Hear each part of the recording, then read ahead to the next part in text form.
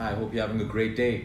Well, right now, as we speak currently, we have millions and millions of people across the globe who have now mastered intermittent fasting over the last couple of months. Intermittent fasting isn't my idea, it's existed for the longest time in religions across the world. People have spoken about this, renowned doctors have spoken about it. There have been studies and Nobel Prizes won around the basis of fasting and all of this stuff. It's existed. It's just about time that we start bringing the benefits to everyone so that we understand that we're on the wrong path when it comes to constant fad exercises, fad diet programs, and the statistics of disease continuously seem to be rising and rising. Okay, intermittent fasting was with water. Today we're going to understand dry fasting. We've done dry fasting before, but we're going to go into it in detail right now. Okay, the difference between intermittent fasting and dry fasting is we maintain the fasting period. But on intermittent fasting, you drink water. You're allowed to drink water. On dry fasting, there is absolutely no water and no food. So now relax. I know what's coming through your mind right now. Will we dehydrate? Will it create more health problems? Will it have all of these issues? It's funny how we have so many questions about something which is very, very natural to the body, but none of us will even take a second to ask our doctors about the side effects of the most common drugs like antacids, diuretics, crosins, paracetamols, and all of that stuff that we keep popping like candy. We won't look to ask the side effects of all of these things, painkillers especially, but whenever something is natural, we find ways to find out that, oh, does this have a side effect, and vice versa. It's good that you ask that question, because yes, dry fasting can be detrimental to your health, like intermittent fasting, if you do it the wrong way. If you do not respect the fasting phase the right way and you don't respect the building phase the right way, it can be detrimental to your health. So dry fasting is not a fad diet. Unlike most of your low carb diets and all of these things which have become fads, and just because it suited one person or a couple of people, everyone decides that it's going to suit my body. So people go off cutting carbs, people go off increasing their protein. Some people get the results, most people don't. So we need to understand that every human body is unique. And maybe dry fasting won't suit you. Maybe it will suit you. If it suits you, go ahead and do it. If it doesn't suit you, find another diet or a way of living that suits you. So the beauty of dry fasting, this is so powerful. And it's funny how almost every religion in the world talks about the benefits of fasting for your own health, of your physical self and your mental self. Every religion talks about this. But you see, we don't really listen too much about religion. All the concepts have to come into our world. We need to make it into a fad. We need to package it really well. We need to show, the media needs to show how celebrities are losing weight or how their lives are getting better, or how someone shrunk into a size 0 or got a six-pack. And only then do we believe that, hey, this concept will work. But we want to look at the wisdom of religion and embrace what our ancestors have been trying to teach us for years and years. The beauty of dry fasting, this is one of the most powerful anti-aging tools that you could ever use. We're going to go over some of the benefits before I tell you how to do it the right way and the safe way. If you want to anti-age, there's no such thing as reversing aging. But there is something called anti-aging, because most of us are aging way too fast. And that's why the makeup industry is at its highest, the cosmetic industry is at the highest, cosmetic surgery is at its highest, because people are aging way too fast and they don't like that. So they go to any measure to correct the way they age, even if it's coming under a knife, even if it's covering their face with so many layers of makeup that that person even doesn't know how they look anymore because they have so much of makeup on. But anti-aging is an inside-out approach. What you give your body inside, what you feed your body, what you do on the internal parts of your body will result exactly on how you look on the outside. You can keep slapping creams and oils and all of that stuff on your face. It'll make you look good for 24 hours, maybe 48 hours, and then you got to slap more of all those chemicals on your face. Or you can choose to look at a plant. How does a plant or a flower look beautiful on the outside? It's based on what you feed the roots. What feeds the roots gets into the internal part of the plant, and the plant has great looking leaves or a beautiful looking flower.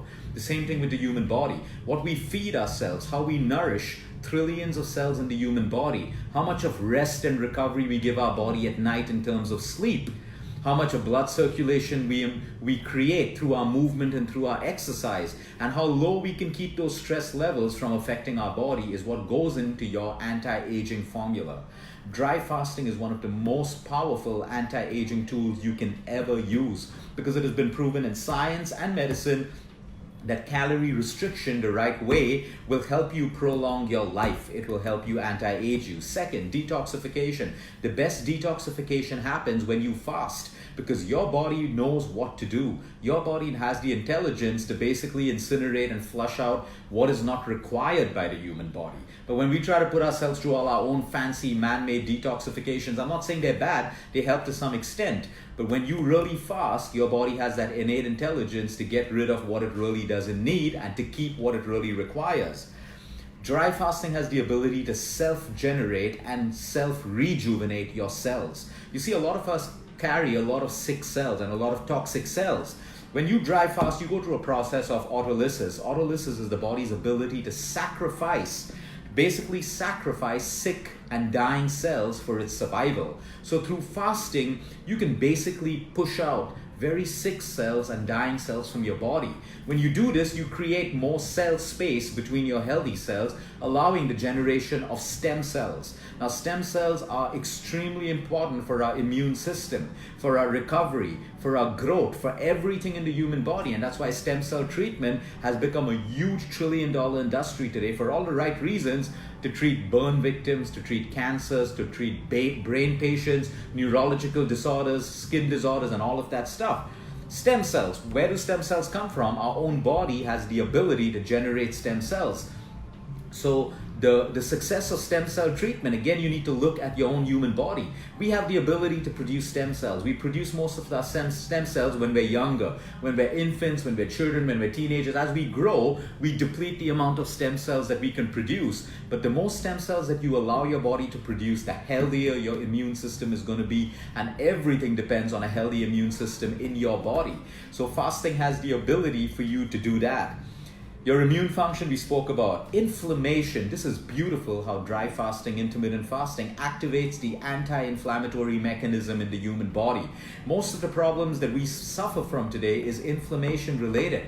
Cardiovascular, diabetes, cancer, all inflammatory diseases. All of these are diseases caused by inflammation. You have autoimmune diseases caused by inflammation. Again, when inflammation reduces in your body, we start to get better. I can't tell you, I've lost count of the amount of arthritic patients from around the world who message us every day of how their arthritic pains have completely disappeared. We have people who had open wounds and those wounds started healing the moment they started dry fasting.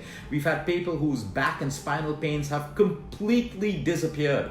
The testimonials that keep flowing in are unbelievable, and it's all on our Facebook page. It's transparent. We like to keep things transparent because what we're trying to promote here is not a fad diet.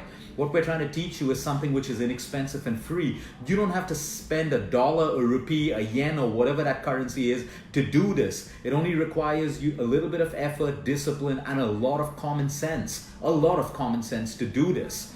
So the more testimonials come in, you can keep scrolling down our Facebook page and social media. You'll be surprised. I get surprised with the amount of testimonials that come in. I'm learning the new things that dry fasting is actually benefiting so many people from around the world. It's unbelievable. And I can believe it. Why do arthritic pains reduce? Why are people's back pains and neck pains and cervical pains and sciatica pains all reducing? Because it's inflammation. And you are creating an environment in your body that decreases inflammation. So you are creating an environment in your body for healing and for prevention. And this is the most important part of an intermittent fast and a dry fast.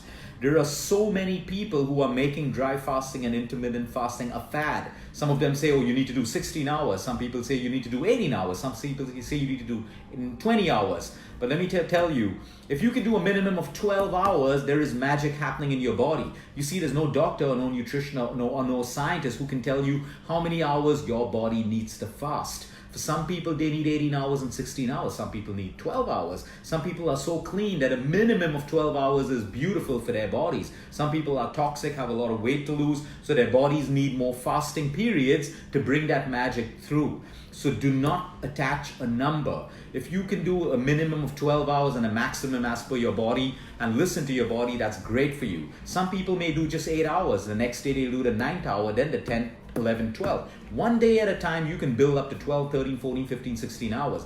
But then you listen to your body. Sometimes your body will tell you to break your dry fast after 12 hours. Break it. Sometimes it will tell you to break it after 18 hours. Break it. Another day it could be 16 hours. Your body's constantly changing, so how can you have a fixed frame of fasting? It doesn't work that way. You listen to your body and don't make this into a fad, and I can promise you there will be unbelievable change that happens in your health. And if you're healthy, this is really going to be the thing, your investment in prevention, because you're boosting your immune function, and it is your immune function that will keep you from getting disease. Okay.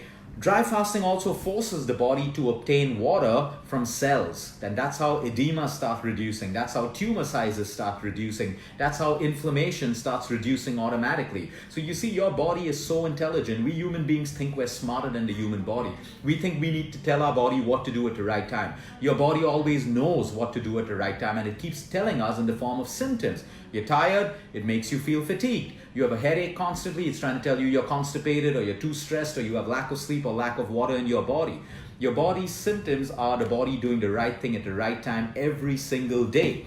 So now let's understand the cautions first. Number one, if you are a kidney patient, if you have an organ disease, if you have problems revolving around your blood pressure, fluctuations in your blood sugar levels, please do this under supervision. This is not a fad diet. I'm not here to tell you that your dry fasting is your replacement for chemotherapy, radiation, or for your doctor or the medication that your doctors put you on. Please understand that very, very clearly, although I can tell you one thing for sure.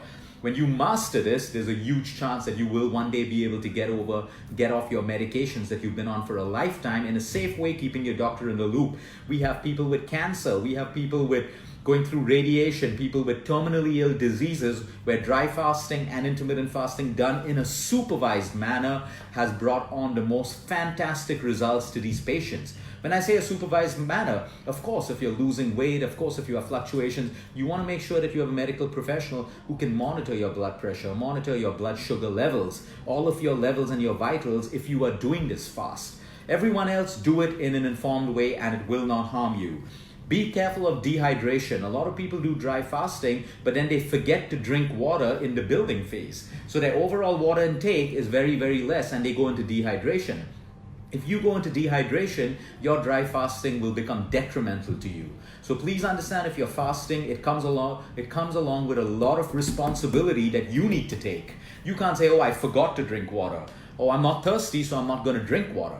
In the building phase, that's the time you really eat food and you drink water. If you try to starve yourself in the building phase, if you try to reduce your calories thinking that, oh, I fasted so long, let me cut down my calories and I'll lose more weight, it's only going to become detrimental for you. You're going to cripple your metabolism and you're going to make yourself sick. So please understand, respect the elimination phase, which is the fasting phase, and respect the building phase. Okay, when you have heart conditions, palpitations, and all of that stuff, if you're exposed to a lot of heat and outdoor work, of course, it's foolish to do dry fasting. So please understand, there's a time and place to do dry fasting, and you do it. You don't have to do it every day. You can do it once in a week. You can do it once in a month. You can do it once in 2 weeks, depending on your health and how much your body needs it. Some people have made it a lifestyle and they do it every single day. Like when you go back into evolution, people basically finish their lunch, they finish their dinner with sunset, and they didn't eat and drink until morning. So they were automatically doing 12 hours of dry fasting. So you can do that. Plan your day. If you're overly stressed, anxiety, depression, and dry fasting is going to bring more stress into your life, obviously use your common sense and don't do it. Some people can do it, some people don't, it doesn't work for them. Some people don't even need to fast. They have great bodies and great health with eating a breakfast, lunch, an evening snack, and a dinner. If that works for you, you don't have to change. So let's use common sense. If we have a problem we're trying to fix, or we're looking at just, pushing our body into prevention, try it. Suits you, do it. Doesn't suit you, don't do it. Breaking your fast, extremely, extremely important. You break your fast with water, which you sit down and you slowly sip. The first few sips, you want to swirl the water around in your mouth, and you want to sip water. You don't want to just gulp it down. You want to sit down and sip your water. After doing that, you want to line your stomach with fruits. So you have 1 or 2 fruits, or you have dry fruits. You line your stomach with this, and then maybe half an hour to 45 minutes later, you can slowly start introducing your food. Now, the beauty of dry fasting is you'll find that over time your appetite reduces. And this is because your body is resetting you to the way it's supposed to be. How much food your body requires, not how much food your emotional mind requires. So it resets your appetite. People with caffeine cravings, sugar cravings, all of that tends to decrease as you drive fast more and more. So it's a great tool to break your cravings from caffeine and to also basically normalize your appetite. It's extremely important for that. So in your building phase, then you will eat what you want in your building phase. When I say what you want, I mean sensibly. You try, but depending on the time you break your fast, you could have a breakfast, you could have your lunch, your dinner, your breakfast and lunch, your lunch and dinner, your snacks when you're hungry. But remember, building phase means building. So your cells are screaming for raw material. So don't try to diet, don't try to limit yourself. In the building phase, you want to get fruits, nuts, seeds, grains, your proteins, your carbs, and your fats. So a balanced meal plan in your building phase is all you need. You don't have to overeat thinking that, hey, I'm going to drive fast again. Don't try to overeat because you'll put a lot of stress on your digestive system. And that is exactly how you do a dry fast. So for example, if you finish your dinner by 7 today or 8 today, okay, after that, no more water, no more food. You break your fast 12 hours, 13, 14, 15, 16 hours later. Listen to your body. If your body is giving you crazy hunger pangs, break your fast. You still have tomorrow to try it again and again and again. If you have emotional cravings out of habit and hunger and stuff, try to fight that. Use your willpower to fight that. Use your mind to fight that. But if it's physical hunger, don't push yourself. The beauty about fasting is you don't have to push yourself. Every day could be different. If your body breaks your fast a little bit earlier today, break it. A little later tomorrow, break it. But don't try to look at what the world is doing. All your friends are doing 16 hours, so, oh, I need to do 16 hours. And you don't do 16 hours, you start feeling demotivated and you're not good enough. Stop comparing yourselves with people. This is human misery. Human misery is caused by us when we constantly compare ourselves with what everyone's doing around, and we tag our self-worth with what other people are doing and saying about us. Your body may need just 12 hours, do just 12 hours. Your competition has to be you. Can you be better than what you were yesterday? Can you be better than what you are going to be tomorrow? Not everyone around you, because each and every one of you are different. You are completely different and unique, with different and unique bodies, cell structures, metabolisms, physical, biochemical reactions happening all the time. So that's exactly what you do. This is how you drive fast. You start, finish your dinner, aim for 12, 13, 14, 15, 16 hours. After a while, your body will tell you what your comfort levels are, and that's how you do it. Please do not make this a fad. If it suits you once a week, do it once a week. Twice a week, do it twice a week. Just don't push it because you've heard all of these health benefits. Do it, be mindful, listen to what your body is telling you, and you follow your own way of living your life. Have a great day, everyone. Until next time, eat smart, move more, sleep right, and breathe deep.